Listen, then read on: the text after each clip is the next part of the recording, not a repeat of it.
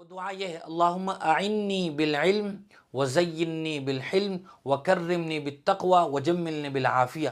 بسم اللہ الرحمن الرحیم، الحمدللہ وکفی وسلام علی عبادہ الذین اصطفی، اما بعد فاعوذ باللہ من الشیطان الرجیم، بسم اللہ الرحمن الرحیم، وکان اللہ علیما حلیما، صدق اللہ العظیم۔ محترم بزرگوں، دوستوں، میرے دینی اور ایمانی بھائیوں، اللہ تبارک و تعالیٰ کا بہت بڑا انعام اور احسان ہے کہ اس نے ہم سب کو دین اسلام جیسے عظیم دولت سے سرفراز فرمایا ہے، اور محمد عربی صلی اللہ علیہ وسلم جیسا عظیم پیغمبر ہم سب کو عطا فرمایا ہے۔ سچی اور حقیقی بات یہی ہے کہ دین اسلام ہی وہ عظیم اور برحق دین ہے جس میں انسانیت کے لیے بہترین تسلی کا سامان ہے، قدم قدم پر رہنمائی ہے۔ کوئی بھی موقع ایسا نہیں ہے کہ جس موقع پر اور جس موڑ پر اسلام نے ہماری رہنمائی نہ کی ہو، اور حضور اکرم صلی اللہ علیہ وسلم کی صورت میں ہمارے لیے بہترین رول ماڈل اور اسوہ موجود ہے۔ اس لیے اگر ہم چاہیں اور صحیح معنی میں ہم دنیا اور آخرت میں کامیابی و کامرانی حاصل کرنا چاہیں تو ہمارے پاس سب کچھ موجود ہے۔ اب ہمارے لیے ضروری ہے کہ ہم دین اسلام کے تقاضوں پر عمل پیرا ہوں، رسول کریم صلی اللہ علیہ وسلم کی حیات طیبہ اور مبارک زندگی کو اپنی زندگی بنائیں، اپنا اوڑھنا بچھونا بنائیں۔ اسلام نے قدم قدم پر ہمیں ایسی صفات اپنانے کی تلقین فرمائی ہے کہ جس کے نتیجے میں ہماری دنیاوی اور اخروی دونوں زندگیاں کامیاب اور کامران ہو سکتی ہیں۔ بہت ساری صفات ہیں، ان میں سے ایک عظیم صفت ہے حلم اور بردباری۔ حلم اور بردباری، جس کو تحمل بھی کہہ دیتے ہیں، قوت برداشت۔ کسی انسان کے اندر دوسرے سے بدلہ لینے کی طاقت اور قوت موجود ہو،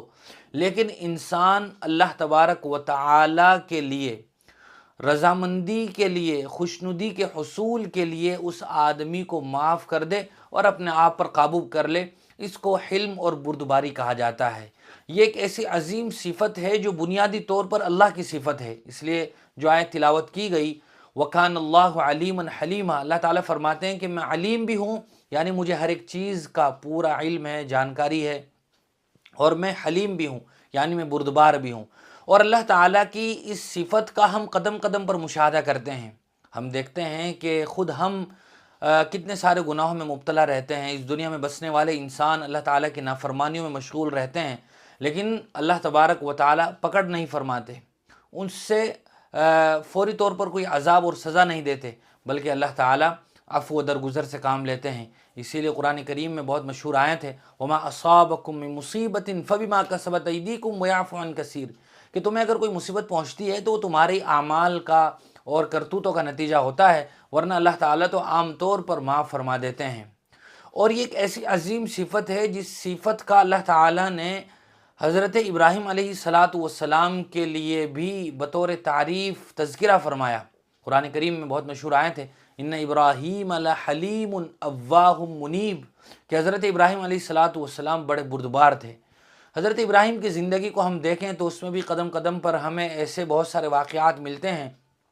کہ انہوں نے لوگوں کو معاف کیا، عفو و درگزر سے کام لیا۔ اور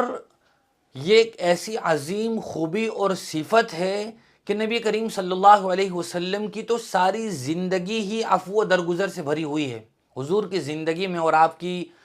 مبارک حیات میں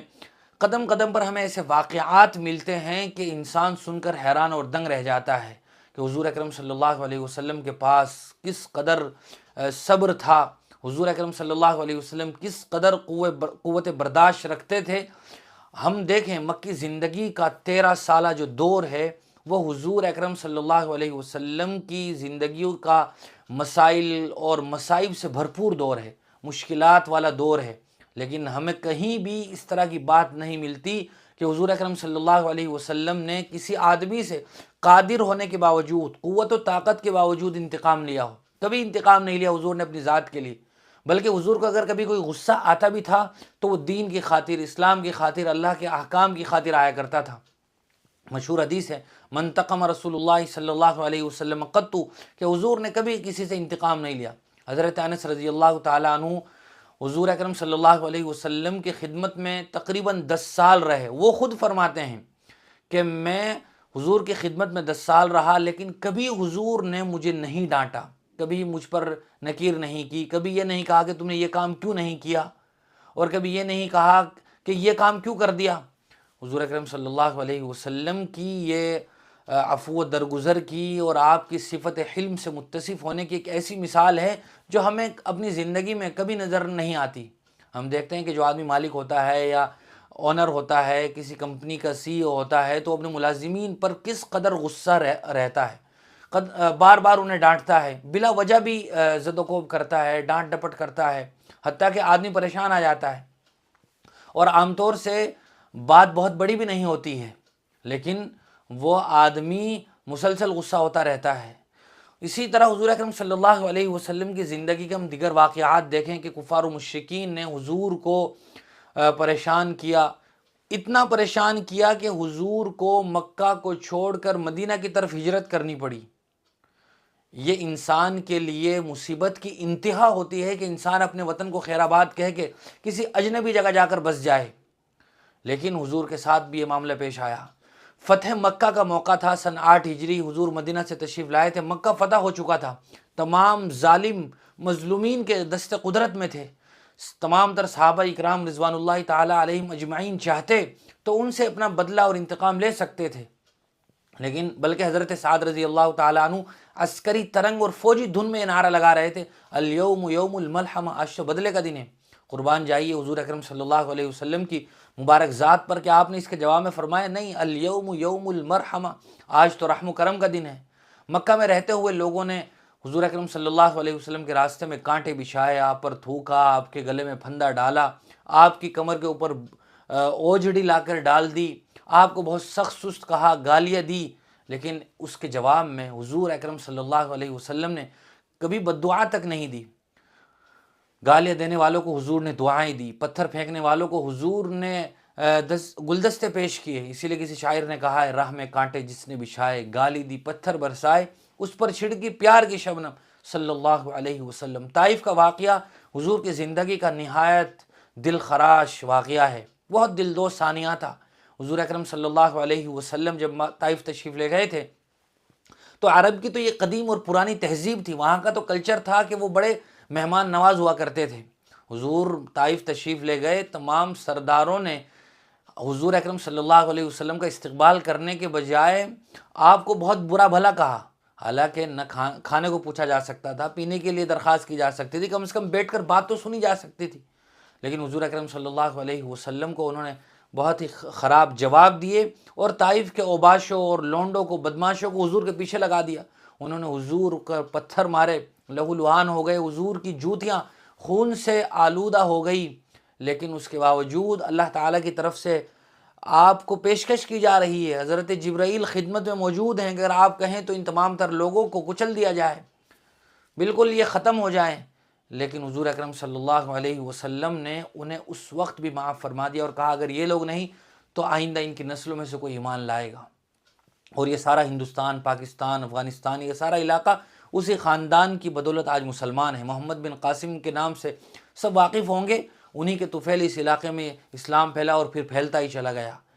یہ حضور اکرم صلی اللہ علیہ وسلم کے رحم و کرم کی اور شفقت کی ایک ایسی زبردست اور عظیم مثال ہے کہ تاریخ انسانی میں کوئی ایسا اگزامپل کسی نے سیٹ نہیں کیا ہے، بلکہ وہ غیر مسلم مورخین جو مسلمان بھی نہیں ہے، انہوں نے بھی حضور اکرم صلی اللہ علیہ وسلم کی اس صفت کا بطور خاص استقبال کیا، اس کا اعتراف کیا ہے۔ جناب نبی کریم صلی اللہ علیہ وسلم کی زندگی میں ایسے بہت سارے واقعات ہیں جن کی مثالیں دی جا سکتی ہیں۔ تو صفت علم کے ساتھ ساتھ حلم کا زیور یہ انسان کی زندگی میں چار چاند لگا دیتا ہے، اور سچی بات بھی یہی ہے کہ برائی کا بدلہ اگر برائی سے ہی دیا جائے تو وہ برائی کبھی ختم نہیں ہوتی ہے، بلکہ برائی کا بدلہ اچھائی سے دیا جائے تو اللہ تعالیٰ نے قرآن کریم میں جو بات ارشاد فرمائی ہے، ادفع باللتی ہی احسن السیئہ، کہ تم برائی کا بدلہ اچھائی سے دو، فَإِذَا الَّذِي بَيْنَكَ وَبَيْنَهُ عَدَاوَةٌ كَأَنَّهُ وَلِيٌّ حَمِيمٌ، جو تمہارے دشمن ہیں، تم سے نفرت کرتے ہیں، وہ تمہارے سچے اور جگری دوست ہو جائیں گے۔ فَاعْفُوا وَاصْفَحُوا، اللہ تعالیٰ فرماتے ہیں معاف کرو، درگزر کرو۔ اور اگر کسی کپڑے پر، بدن کے کسی حصے پر پیشاب لگ جائے اور اگر ہم چاہیں کہ اس کو پیشاب سے ہی ہم پاک کر دیں تو کبھی بھی وہ پاک نہیں ہوگا، بلکہ ہمیں ضروری ہوگا کہ ہم پانی سے اس کو دھوئیں، تب وہ پاک ہوگا۔ تو ناپاکی سے پاک نہیں ہوتی ہے، بلکہ اس کے لیے پانی ضروری ہوتا ہے۔ ایسے ہی برائی کا خاتمہ اگر ہم کس انتقام لینے کی، بدلہ لینے کی طاقت میں بھی ہوں تو صحیح معنی میں معاف کر دینا بہت بڑا اجر و ثواب کا باعث ہے۔ حضور اکرم صلی اللہ علیہ وسلم نے اپنی حدیث میں ارشاد فرمایا کہ پہلوان اصل وہ ہے جو غصے کے وقت اپنے آپ پر کنٹرول رکھ سکے۔ ہم دیکھتے ہیں کہ دنیا میں مستقل لوگ طاقتور ہیں، قوت ہیں، پہلوان ہیں، وہ دوسروں کو پچھاڑ سکتے ہیں، لیکن حضور نے فرمایا کہ اصل پہلوان وہ ہے جو غصے کے وقت اپنے آپ کو کنٹرول رکھ سکے۔ ہم عام معاشرے میں اور اپنی سوسائٹی کا اگر جائزہ لیں تو بہت سارے فسادات اور حادثات تو صرف غصے کو کنٹرول نہ کرنے کے نتیجے میں پیدا ہوتے ہیں، اور پھر ایک اتنا لمبا سلسلہ چل پڑتا ہے کہ سالوں بھی لڑائیاں ختم نہیں ہوتی ہیں، دشمنیاں، عداوت اور بغض اتنا پنپتا ہے کہ انسان کی طبیعت کا حصہ ہو جاتا ہے، انسان کی عدالتوں میں جوستیاں گھس جاتی ہیں، پیسے خرچ ہو جاتے ہیں، لیکن اگر وقت پر کنٹرول کر لیا ہوتا تو بڑے سے بڑے معاملے لمحے بھر میں ختم ہو جاتے ہیں۔ اس طرح کی بہت ساری مثالیں دی جا سکتی ہیں، اور یہ عفو و درگزر کا معاملہ، تحمل، حلم اور بردباری کا مسئلہ ہر ایک کے ساتھ جڑا ہوا ہے۔ میاں بیوی کے بہت سارے واقعات کو یہ ختم کر دیتا ہے، اسی طرح اولاد کا، ماں باپ کا آپس میں، اسی طرح ملازم کا اور مالک کا۔ بہت سی مرتبہ دیکھا گیا ہے کہ راستے میں ہم گزر رہے ہیں، کسی کی گاڑی کسی سے ذرا سی ٹچ ہو گئی تو اگر وقت پر معافی تلافی کر لی جائے تو فتنہ وہیں ختم ہو جاتا ہے، لیکن اگر اس کو بڑھاوا دیا جائے تو پھر باتیں کہاں تک پہنچ جاتی ہیں ہم سب اندازہ لگا سکتے ہیں۔ اسی لیے بہت مشہور دعا ہے جس دعا کا ہمیں ورد کرتے رہنا چاہیے، وہ دعا یہ ہے، اللہم اعنی بالعلم وزینی بالحلم وکرمنی بالتقوی وجملنی بالعافیہ۔ بہت زبردست اور جامع دعا ہے، جو آدمی بھی چاہتا ہو کہ میرے اندر صفت حلم پیدا ہو جائے، میرے اندر قوت برداشت کا مادہ پیدا ہو جائے، تو اسے اس دعا کا اہتمام کرنا چاہیے۔ اس دعا کا مطلب ہے اللہم اعنی بالعلم، اے اللہ تو مجھے علم کے ذریعے سے مدد عطا فرما، وزینی بالحلم، تو مجھے صفت حلم اور بردباری سے آراستہ فرما، وکرمنی بالتقوی، اے اللہ تو مجھے تقوی سے معزز فرما، وجملنی بالعافیہ، اور تو مجھے عافیت سے متصف فرما، یعنی مجھے سکون اور راحت عطا فرما۔ اس دعا کا ہمیں اپنی زندگی میں اہتمام کرنا چاہیے۔ اللہ تعالی ہم سب کو صفت حلم سے متصف فرمائیں، قوت برداشت ہمارے اندر پیدا فرمائیں۔ وآخر دعوانا الحمدللہ رب العالمین۔